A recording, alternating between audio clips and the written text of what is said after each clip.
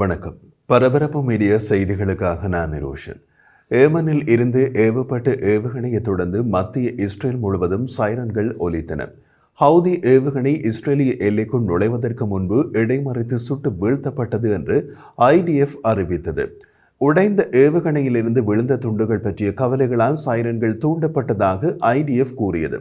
ஏமனில் அமெரிக்காவும் பிரிட்டனும் விமான தாக்குதல் நடத்தியதாக வெளியான தகவல்களுக்கு பிறகு இந்த தாக்குதல் நடத்தப்பட்டுள்ளது. இஸ்ரேலின் மேகன் டேவிட் ஆடோம் மருத்துவ சேவை வெளியிட்ட தகவலில் 18 வயது பெண்ணொருவர் சைரன் ஒலி கேட்டு பாதுகாப்பான இடம் நோக்கி ஓடிய போது வழியில் கார் மோதியதில் லேசான காயம் அடைந்தார். அதைவிட வேறு யாருக்கும் காயம் ஏற்படவில்லை. ஹவுதி ஏவுகிய பாலிஸ்டிக் ஏவுகணையின் துண்டுகள் இஸ்ரேலின் பீட்ஷமேலில் கண்டுபிடிக்கப்பட்டதாக கான் செய்திகள் தெரிவிக்கின்றன. அவற்றால் சேதம் ஏதும் இல்லை. கடந்த 10 நாட்களில் இஸ்ரேல் மீது 13 தாக்குதல்களை நடத்தியதாக ஈரானிய ஆதரவு ஹவுதிகள் தெரிவித்துள்ளனர். இந்த கூற்றுக்கள் ஈரானின் அரசு ஊடகங்களால் மீண்டும் மீண்டும் கூறப்பட்டன. இஸ்ரேல் மீது தாக்குதல்களை அதிகரிக்குமாறு ஹவுதிகளுக்கு உத்தரவிடுவதே ஈரான் தான். ஈரானிய ஆட்சிக்கு தங்கள் திறமையை காட்டுவதற்காக ஹவுதிகள் எவ்வாறு தங்கள் தாக்குதல்களை நடத்துகின்றார்கள் என்பதை இது காட்டுகின்றது. காசா பகுதியில் பாலஸ்தீனியர்களுக்கு ஆதரவாகவும் ஏமனுக்கு எதிரான இஸ்ரேலின் தாக்குதலுக்கு பதிலடியாகவும் இந்த தாக்குதல் நடந்ததாக ஈரானின் அரசு ஊடகம் IRNA கூறுகிறது. காசாவில் போர் முடியும் வரை இஸ்ரேல் மீது தாக்குதல்களை நிறுத்தப் போவதில்லை என்று ஹவுதிகள் கூறியதாகவும் IRNA சுட்டிக்காட்டுகிறது. ஹெஸ்போல்லாவும் இதே கூற்றைத்தான் கூறியது. அதையும் IRNA முன்பு வெளியிட்டது. ஈரானின் அரசு ஊடகங்களில் முன்பெல்லாம் மீண்டும் மீண்டும் கூறப்பட்ட விஷயம் லெபனானில் இருந்து ஹெஸ்போல்லா நடத்திய தாக்குதல்கள் தான். சில தினங்களில் ஹெஸ்போல்லா 24 மணி நேரத்தில் 240க்கும் மேற்பட்ட ராக்கெட் தாக்குதல்களையும் நடத்தியது.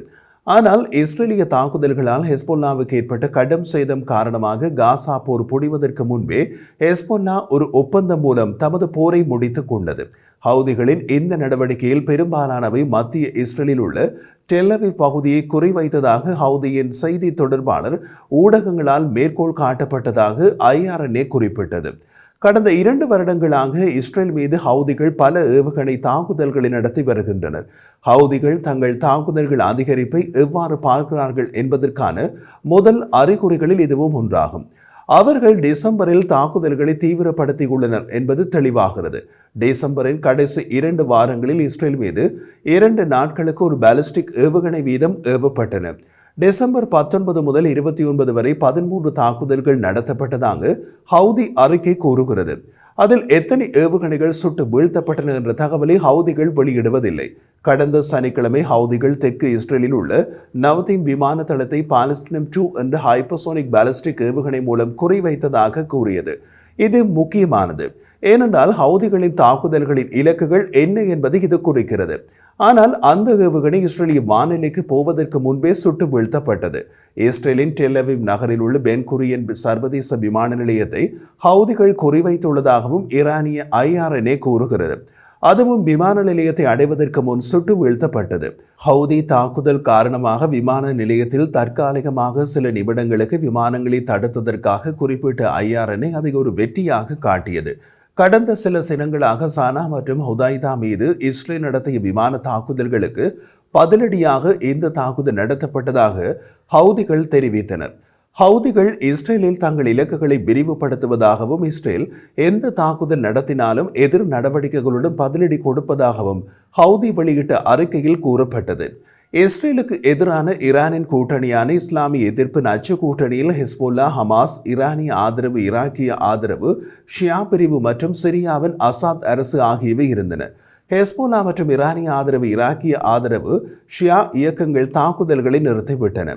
ஹமாஸ் காசாவுக்குள் முடங்கி தமது சொந்த போரை நடத்துகிறது. சிரியாவின் அசாத் நாட்டை விட்டே தப்பியோடிவிட்டார். இஸ்லாமிய எதிர்ப்பு நச்சு கூட்டணியில் தாக்குதல்களை நிறுத்தியவர்களை ஹவுதிகள் மாற்றீடு செய்ய முயற்சி செய்கிறார்கள் என்பதற்கு இது ஒரு முக்கியமான அறிகுறி.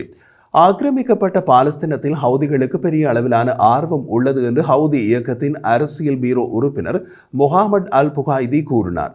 அமெரிக்கர்கள், பிரிட்டிஷ்காரர்கள் மற்றும் சியோனிச ஆட்சியாளர்களின் அச்சுறுத்தல்களுக்கு பதிலடி கொடுக்கும் சக்தியும் விருப்பமும் எங்களிடம் உள்ளது என்று அவர் மேலும் கூறினார். நாங்கள் உங்கள் இராணுவ மற்றும் அரசியல் தளபதிகளை குறிவைப்போம். உங்களது இலக்குகளின் பெரிய அளவிலான பட்டியல் எங்களிடம் உள்ளது என்று அவர் முடித்தார். அதே நேரத்தில் ஈரானிய ஜனாதிபதி ஈரானுக்கு ஓமானுடன் நெருக்கமான உறவுகள் தேவை என்று அழைப்பு விடுத்துள்ளார். ஓமான் ஏமனின் அண்டை நாடு. ஈரானுக்கும் ஓமானுக்கும் இடையிலான இருதரப்பு உறவுகளை மேம்படுத்துவது ஈரானுக்கு மிகவும் முக்கியத்துவம் வாய்ந்தது என்று ஈரானிய ஜனாதிபதி தெரிவித்தார் என்று ஈரானின் அரசு ஊடகம் தெரிவித்துள்ளது.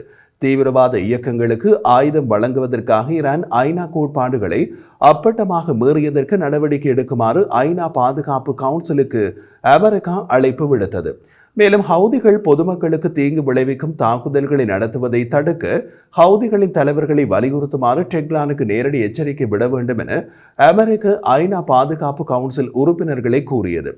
ஹவுதிகளின் அச்சுறுத்தல்கள் குறித்த ஐநா பாதுகாப்பு கவுன்சிலின் அவசர அமர்வின் போது அமெரிக்கா ஹவுதிகள் தங்கள் பொறுப்பற்ற நடத்தையை நிறுத்துவதற்கான நேரம் கடந்துவிட்டது, அவர்களின் செயல்களுக்கு விளைவுகள் இருப்பதை ஐநா பாதுகாப்பு கவுன்சில் உறுதி செய்ய வேண்டும் என்று கூறியது.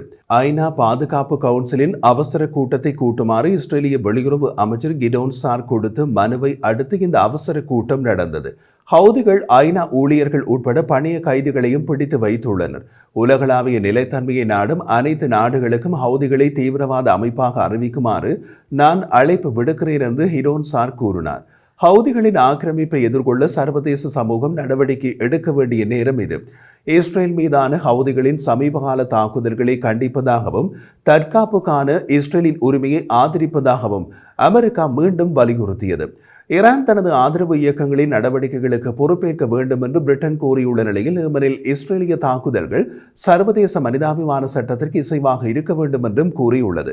ஏமனில் சனா விமான நிலையத்தில் வியாழக்கிழமை நடந்த தாக்குதலில் 3 பேர் கொல்லப்பட்டனர் மற்றும் 16 பேர் காயமடைந்துள்ளது உட்பட ஏமன் சிவிலியன் உள்கட்டமைப்பு மீதான இஸ்ரேலிய தாக்குதல்களால் கவலையடைவதாக பிரிட்டன் மேலும் கூறியது.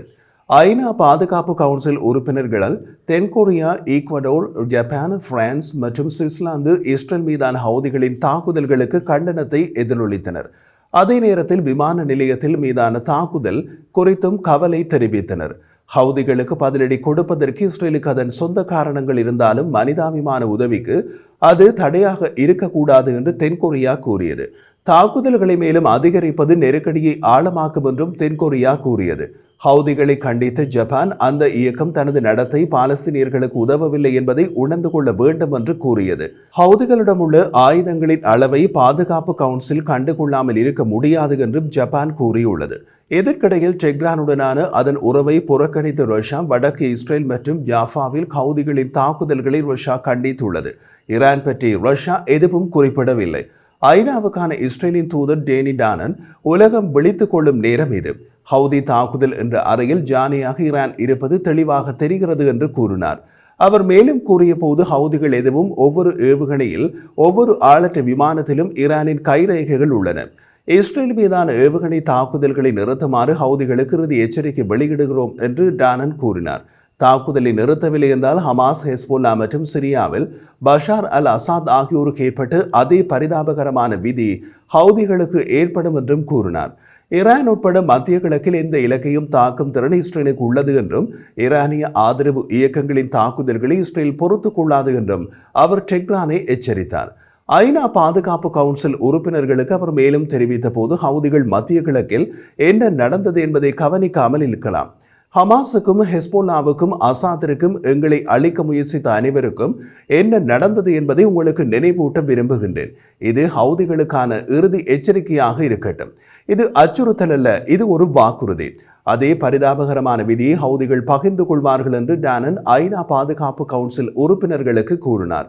சந்திப்புக்கு முன் டானன் செய்தியாளர்களிடம் பேசிய போது இஸ்ரேல் தனது மக்களை பாதுகாக்கும். 2000 கிலோமீட்டர் எங்கள் குழந்தைகளை தீவிரவாதத்திலிருந்து பிரிப்பது போதாது என்றால் நான் உங்களுக்கு உறுதியளிக்கிறேன், அவர்களின் தீவிரவாதத்தை நமது வலிமையான தாக்குதல்கள் அடியோடு அழிக்க போதுமானதாக இருக்கும் என்றார்.